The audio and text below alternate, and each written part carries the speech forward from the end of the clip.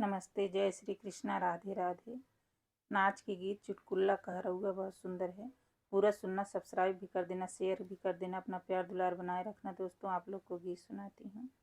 ना लागे दिलवा हमारी नैहर में, ना लागे दिलवा हमारी नैहर में, ना लागे दिलवा।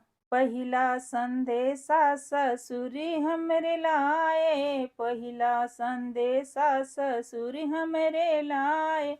ना मिले डोलिया कहार नैहर में, ना मिले डोलिया कहार नैहर में, ना लागे दिलवा हमारे नैहर में, ना लागे दिलवा हमारे नैहर में, ना लागे दिलवा। दूसरा संदेशा जेठ मोरे लाए, दूसरा संदेशा जेठ मोरे लाए।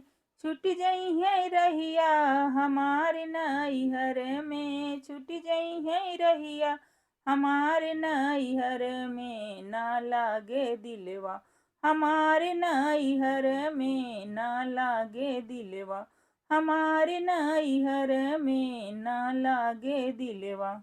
तीसरा संदेशा देवरे मोरे लाए, तीसरा संदेशा देवरे मोरे लाए।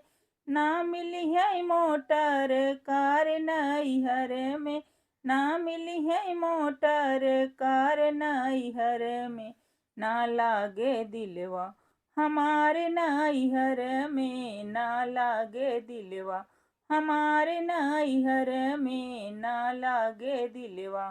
चौथा संदेशा बलम जी का आया, चौथा संदेशा बलम जी का आया।